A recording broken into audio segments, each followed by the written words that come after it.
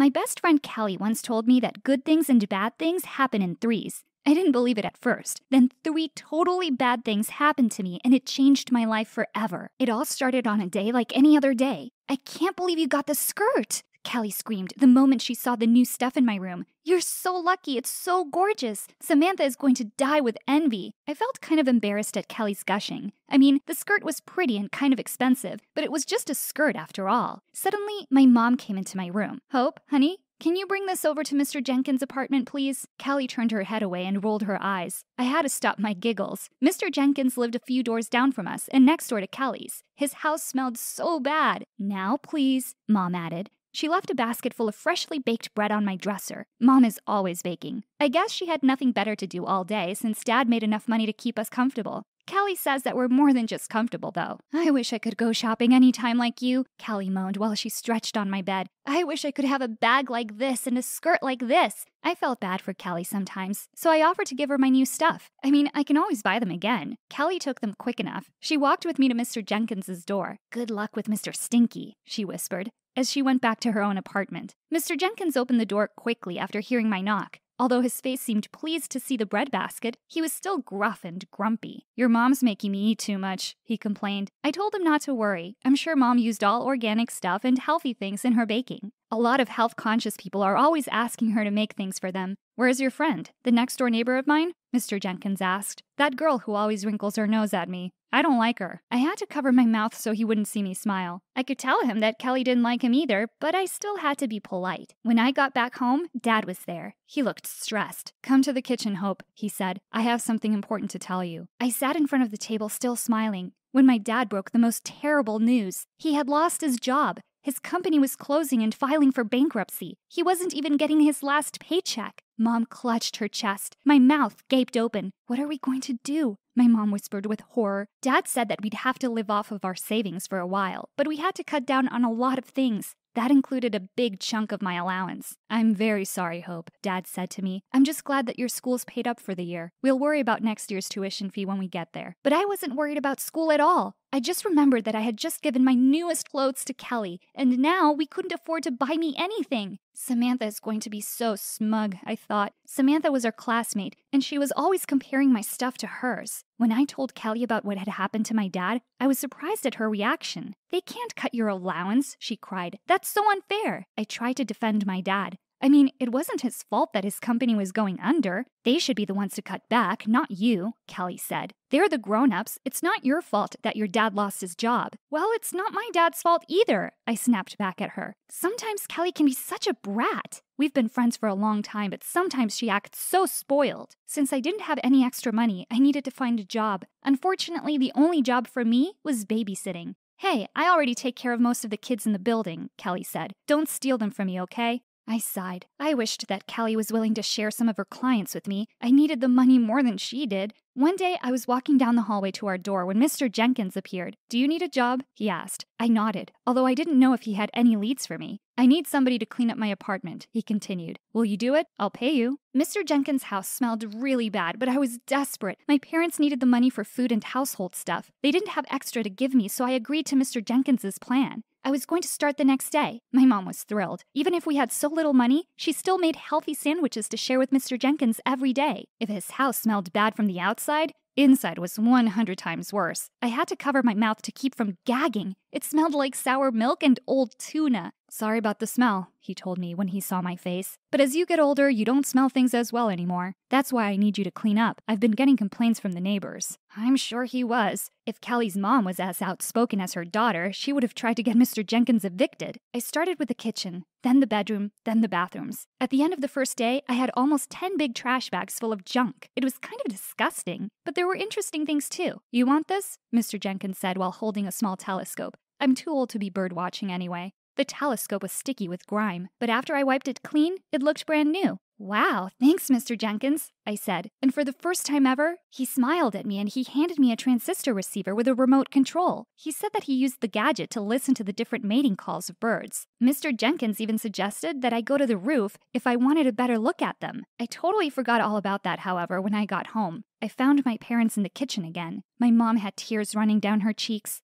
What was worse was that my dad was teary-eyed too. "There are no jobs for me," he said with a dead voice. "I'm willing to take on any job, but nobody is hiring." Mom went to kneel in front of Dad and she cupped his face in her hands. "Don't lose hope," she said so tenderly. "We'll get through this." I never felt so scared in my life as I did that night. It wasn't about the money, though. It was remembering my parents looking so scared themselves. A few days later, I went to the roof, just as Mr. Jenkins suggested. It was so peaceful up there. I never really realized how big the sky was. It made me feel so small. And with that feeling, I realized that my problems were small as well. Anything was still possible. I just had to hope. I took out the telescope and the drone transistor radio. I tried to follow some birds around, and I had one more realization. Bird watching was terribly boring. So instead of looking up, I used the telescope to spy on the people on the street. To my surprise, I saw Kelly stepping out of our building. I made the transistor receiver follow her from above. "Hey, Samantha!" she shouted to the nicely dressed girl waiting for her at the corner. Samantha looked very happy to see her. They seemed like best friends. They even linked their arms together and started giggling at once. "Nice bag," Samantha said admiringly. "Thanks," Kelly replied. I looked closer at the bag on her shoulder and saw that it was the brand new designer bag that I gave her. "Where's Hope?" Samantha asked. Kelly started to laugh. "I don't know. I don't care," Kelly replied. She sunk so low. She's sad and pathetic now. She's practically a cleaning lady. I call her Miss Stinky because she's cleaning the house of our neighbor, old Mr. Stinky. Tears filled my eyes and I let go of the receiver remote control. I couldn't listen anymore. I felt so betrayed. I never thought that Kelly could ever talk about me like that. "It wasn't just my dad who lost something," I whispered. "It looks like I lost my best friend, too." I didn't think it was possible, but my day got even worse. After I lost sight of Kelly and Samantha, I saw someone else stepping out of our building. It was my mom. She was waving to someone in a car, and it stopped to pick her up. It was a flashy car, and my mom was smiling from ear to ear. She was also dressed up to the nines. The driver stepped out of the car and walked over to open her door. I didn't recognize him, though. He was very handsome. My mom was looking at him like he was a gift from the heavens. I started to feel cold all over. There was something going on here, but I wasn't sure what it was. So for the next 3 days, I went to the roof. Every day, Mom came out of our building. Every day, she got into the stranger's car. She seemed happier than I had ever seen her. Then I remembered what Kelly told me about the 3 bad things happening together. First, my dad lost his job. Second, we lost our money. And now for the third, it seems like my mom was having an affair. How could she do this? How could she betray us? When she finally got home on the 3rd day, she was still smiling. A part of me was hoping that she was doing something else.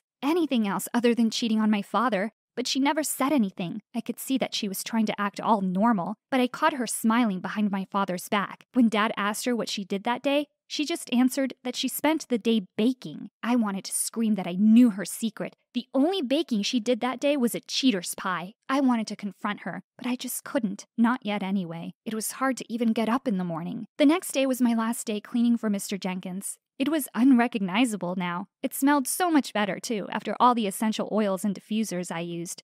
Before I left, Mr. Jenkins handed me an envelope with cash as payment for my cleaning services. When I peeked inside, I gasped. It was more money than I expected. It was more money than my allowance. Mr. Jenkins? I asked him. "Are you sure you put the right amount in here?" "Why?" he growled. "Do you want some more?" "No," I quickly replied.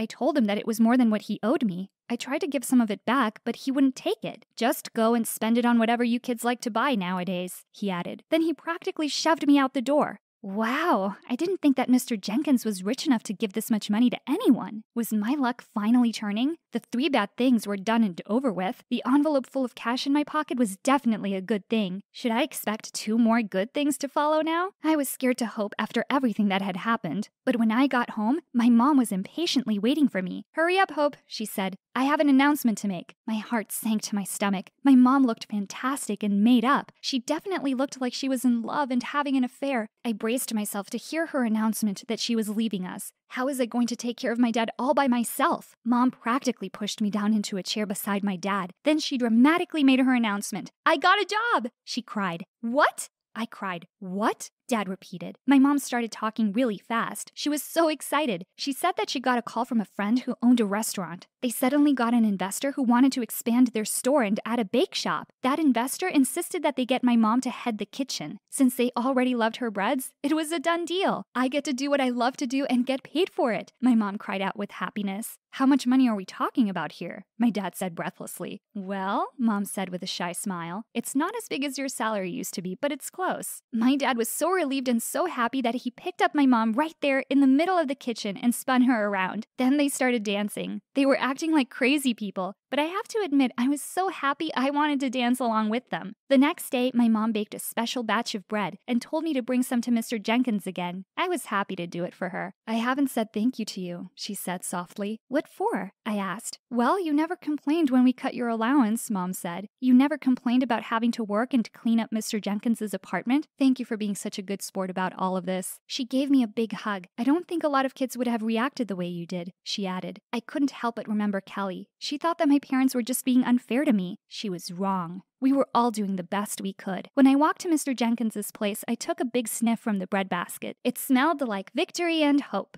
I was surprised when Mr. Jenkins asked me to join him for tea. Your mom's bread will make the tea bearable, he said with a gruff laugh. I sat in front of him and took a bite from a bread roll. I'm sure that your mom's bakery will be a success, he said suddenly. I nodded. Then I gasped. How did he know about it? Mr. Jenkins laughed at the look on my face. Then I saw a twinkle in his eyes. Didn't they say who the new investor was? He asked me. It turned out that Mr. Jenkins himself was investing in the bakery. He was the brains behind it all. He was so touched that my mom was thoughtful enough to give him free food, whether we had money or not. He knew that he had to help people who were kind like that. I also did it for you, you know, he added. You're a pretty good kid. I thought you were going to turn down my job offer to clean my house, but you faced it like a responsible adult. Mr. Jenkins kept on talking, and I couldn't believe what I was hearing. I didn't know that he was a millionaire, and that he even owned the whole building that we lived in. I thought he was just a grumpy old man, but it turns out that he used to be a very successful businessman before he retired. I'm thinking of hiring a person to manage all my apartment blocks, he told me. Is your dad still available? I think he's a good choice. I could only nod as Mr. Jenkins made plans to talk to my dad that day. That's 3 things, I said under my breath. What did you say? Asked the old man. 3 things, I said again. 3 good things are happening right now after the 3 bad things that happened before. First, my dad lost his job. Second, we lost our money.